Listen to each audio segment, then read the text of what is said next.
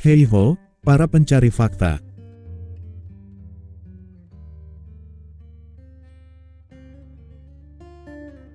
Ethiopia merupakan negara di ujung Afrika. Wilayah Ethiopia terletak sepenuhnya di garis lintang tropis, dengan ibu kota Ethiopia adalah Addis Ababa, yang memiliki makna bunga baru. Letaknya hampir di tengah negara itu. Ethiopia adalah negara terbesar dan terpadat di ujung Afrika. Ethiopia berbatasan dengan Eritrea di utara, Djibouti di timur laut, Somalia di timur, Kenya di selatan, Sudan Selatan dan Sudan di sisi barat. Dulunya, Ethiopia berbatasan dengan Laut Merah, sebelum bagian wilayah negaranya yaitu Eritrea menjadi negara sendiri. Masih banyak hal mengenai Ethiopia, berikut 6 fakta negara Ethiopia. Ethiopia adalah salah satu negara tertua di dunia. Wilayah saat ini dikonsolidasikan selama abad ke-19 dan ke-20 saat kekuatan Eropa merambah ke dalam domain sejarah Ethiopia. Ethiopia disorot pertama kali pada 1896, saat mengalahkan kolonial Italia dalam pertempuran Atwa, dan sekali lagi pada tahun 1935 sampai tahun 1936 ketika diserbu dan diduduki oleh fasis Italia. Ethiopia adalah salah satu negara merdeka pertama yang menandatangani Piagam Perserikatan Bangsa-Bangsa, dan memberikan dukungan moral dan material untuk dekolonisasi Afrika dan pertumbuhan kerjasama Pan-Afrika.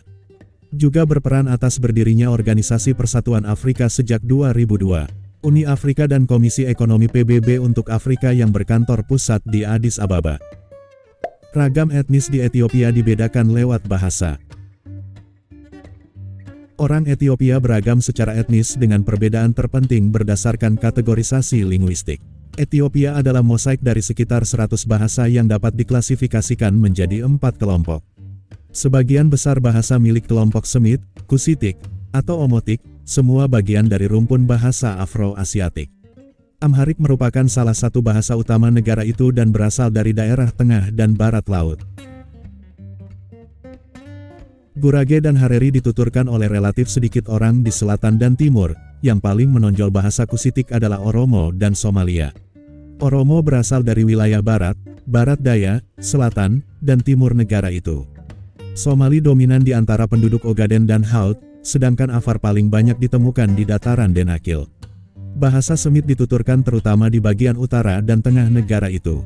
Sementara Ges, bahasa kuno Kekaisaran Aksumite, saat ini hanya digunakan untuk tulisan-tulisan keagamaan dan ibadah di gereja Ortodoks Ethiopia. Kopi menjadi devisa utama bagi Ethiopia. Siapa yang suka sekali minum kopi? Tentu Sobat Mimin pasti suka. Apalagi kopi adalah sumber inspirasi bagi sebagian orang. Meminum kopi adalah tradisi bahkan sangat dijaga erat tradisi ini. Seperti di Jepang, ada namanya tradisi minum teh, dan masih banyak lagi daerah lain yang punya tradisi minum kopi. Seperti di Indonesia pun banyak sekali orang yang suka dengan kopi, di satu sisi karena aroma dan satu sisi karena suka dengan rasanya. Bukti kalau masyarakat Indonesia suka kopi bisa dilihat dari banyaknya perkebunan kopi di Indonesia. Berbicara pertanian kopi, maka tidak lupa dengan negara satu ini. Yap, Ethiopia. Pertanian memegang penting sumber pemasukan Ethiopia, meski wilayahnya cenderung kering, pertaniannya menghasilkan sebagian besar biji-bijian pokok. Seperti teff, gandum, barley, dan oats serta sorghum dan jagung. Sementara jenis pertanian kedua adalah tanaman komersial. Produk termasuk kopi, minyak sayur, lilin lebah, dan tebu. Kopi yang berasal dari Ethiopia adalah satu-satunya ekspor terpenting. Bahkan kopi adalah penghasil devisa utama Ethiopia. Warisan budaya UNESCO berupa gereja dari batu yang dipahat.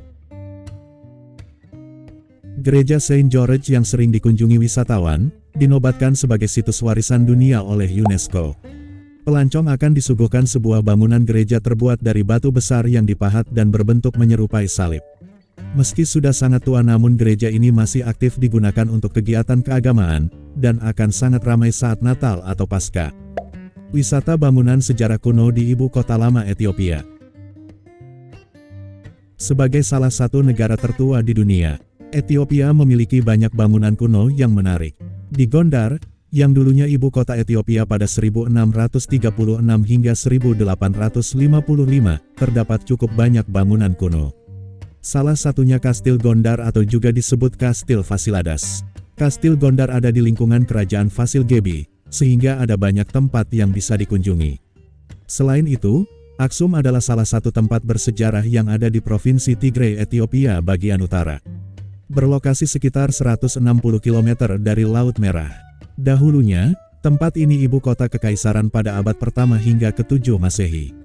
Walau dipercaya memiliki pengaruh yang cukup besar terhadap peradaban di Afrika dan sekitarnya, tapi di tempat yang sudah diakui sebagai situs bersejarah UNESCO ini, tidak banyak naskah tertulis mengenai sejarah atau deskripsi lebih jauh tentang peradaban di Afrika. Kuliner tradisional Ethiopia. Kalau berkunjung ke suatu negara, tidak afdol kalau tidak mencobai kuliner khas daerah itu. Nah sob, Ethiopia juga punya kuliner khas namanya dorowat. Dorowat adalah semur ayam berwarna merah yang biasanya terbuat dari sayap ayam. Cara masaknya adalah ayam dimasak bersama mentega, bawang, cabai, kapulaga dan berbere, yang merupakan bumbu asli Ethiopia. Di masa lalu, wanita Ethiopia dinilai berdasarkan keterampilan memasaknya. Dan mereka yang membuat yang terbaik adalah yang paling dihormati oleh tetangga dan suami mereka. Selain itu, ada kitfo yang merupakan hidangan Ethiopia populer, yang terdiri dari daging sapi mentah yang baru digiling dan dipadukan dengan mentega dan rempah-rempah. Hidangan disajikan dengan berbagai macam roti, dengan injera menjadi makanan pokok di setiap restoran yang menyajikan kitfo.